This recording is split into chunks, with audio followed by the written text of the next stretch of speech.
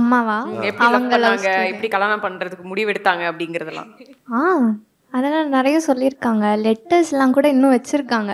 லெட்டர்ஸ்ல kiss எல்லாம் இருக்கும். அம்மா லிப்ஸ்டிக் போட்டு போட்டு கிஸ் பண்ணிட்டு அதுல லிப் லைனர் ஷேப்பா இல்ல போல எங்க மம்மி பென்சில்ல வச்சு லிப் லைனர்லாம் வரைஞ்சு பேப்பர் ஃபுல்லா அப்படியே வந்து முத்தத்தை பொழிஞ்சிருப்பாங்க அம்மா. கிண்டல் பண்ணுவீங்களா அதெல்லாம் பார்த்துட்டு? எங்க கிட்ட அப்பா காமிக்கல, அதை மறைச்சு எடுத்துட்டு போயிட்டாரு.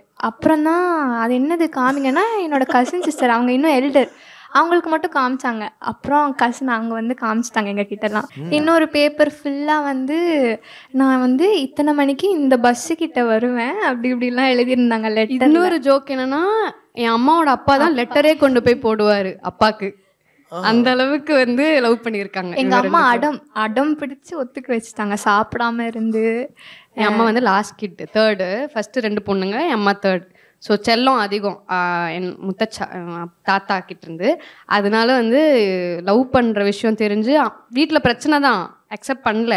ஆனாலும் வந்து மம்மி அடம் பிடிச்சி போய் கொடுங்க, லெட்டர் போடுங்க அப்படின்னு சொல்லிட்டு போஸ்ட் பண்ண வைப்பாங்களாம். நான் இது வரைக்கும் ஒரு செட்டு அழுவலை. என் அப்பா வந்து இப்படி அஃபெக்ட் ஆகிருக்காங்கன்றப்போ நானும் ஸ்ட்ராங் தான், அவளும் ஸ்ட்ராங் தான்.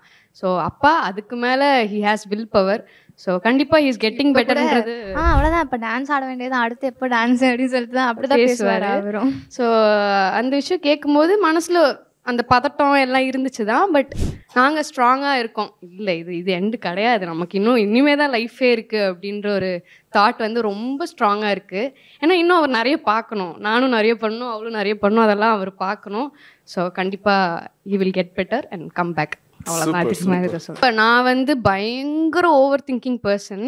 ஒரு விஷயம் எப்படி இருக்குன்னா, இது அப்படி இருக்குமா அப்படி இருக்குமா அப்படி இருக்குமான்னு ரொம்ப யோசிப்பேன். ஸோ அப்படி இருக்கும்போது இந்த விஷயத்தில் எனக்கு இல்லை ஸ்ட்ராங்காக இருக்கணும், இதெல்லாம் ஒன்றும் கிடையாது அப்படின்ற மாதிரி எனக்கு மனசுக்குள்ளே சொல்லிகிட்டே இருக்கும்ல, நமக்கே ஒரு இன்னர் தாட் வந்துகிட்டே இருக்கும். ஸோ அப்படி எனக்கு இது ஃபீல் ஆகிட்டே இருந்துச்சு. அதனால் ஒரு செட்டு கண்ணில் தண்ணி வந்துச்சு, அதை அப்படியே இறக்கிட்டேன். அதெல்லாம் ஒன்றும் இல்லை, வந்துடுவார், அவ்வளோதான். உங்களுக்கு சேம் தான். ஃபஸ்ட்டு ரொம்ப ஷாக்கிங்காக தான் இருந்தது எங்களுக்கு, அக்செப்டே பண்ணிக்க முடியல, என்ன பண்ணுறதுனே தெரியல. ஆனால் அப்புறம் கேஷுவலாக அப்படியே போயிடுச்சு. அப்பாவும் கேஷுவலாகவே இருந்தார், அவர்கிட்ட நார்மலாக அப்படியே போயிடுச்சு. அது அம்மா எப்படி ஹேண்டில் பண்ணாங்க? அம்மா ஓகே தான் ஹேண்டில் பண்ணுறாங்க. அவங்களுமே எங்களை மாதிரி தான், வெளியில் காட்டிக்க மாட்டாங்க பெருசாக, உள்ளுக்குள்ளே இருக்கும். அப்பாவும் அதே தான், உள்ளுக்குள்ளே இருக்கும், பட் வெளியே காட்டிக்க மாட்டாங்க. பட் மேனேஜபிள் தான், அப்படியே போயிட்டு இருக்கு, அவ்வளோதான். சரி, நீங்கள் சொல்லுங்கள். அப்பா அம்மாக்கு நம்ம 2 பேர் சேர்த்து இது செஞ்சிடணும், ஒரு சர்ப்ரைஸாக பண்ணணும்னா என்னன்னு அவள் கொஞ்சம் கொஞ்சமாக அச்சீவ் பண்ணிகிட்டே தான் இருக்கா. நான் ஏர்ன் பண்ண ஆரம்பித்ததும் நானும் அப்படியே கூட சப்போர்ட் பண்ண இப்போ ஆரம்பிச்சேன். என்ன பண்ணிட்டு இருக்கீங்க? என்ன படிச்சுட்டு இருக்கீங்க? இப்போ நான் யூஜி முடிச்சிட்டீங்க. Okay, super. இப்போதான் ஒரு ஃபர்ஸ்ட் ஸ்டெப் முடிஞ்சிருக்கு.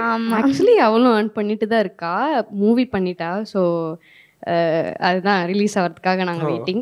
வெளியில வந்து இப்படி ஒரு அழகான ஒரு பாண்டிங் இருக்கிற மாதிரி கண்டிப்பா வீட்டுக்குள்ளேயும் வந்து இந்த டீம் அப் பண்றது அதெல்லாம் இருக்கும்ல. டாட்ஸ் லிட்டில் பிரின்சஸ் அப்படின்னா யாரு? அம்மாவோட செல்லம் யாரு? அப்படி இல்லை, அப்படி 2 பேருமே 2 பேருக்கும் பிடிக்கும். ஆமா, 2 பேரும். ஆனா சின்ன வயசுலலாம் அப்பாக்கு என்ன அதிகமா அதான் சொல்ல விட மாட்டாது. இப்பதான் வந்துட்டு செல்லம் 2 பேருக்குமே ரொம்ப ஆப்வியஸ்லி. செகண்ட் டாட்டர்னு வரும்போது அந்த செல்லம் வந்து ஜாஸ்தியா நம்ம கிட்ட இருந்து கிராப் ஆயிஃப்லாம் அங்கே போயிடும்.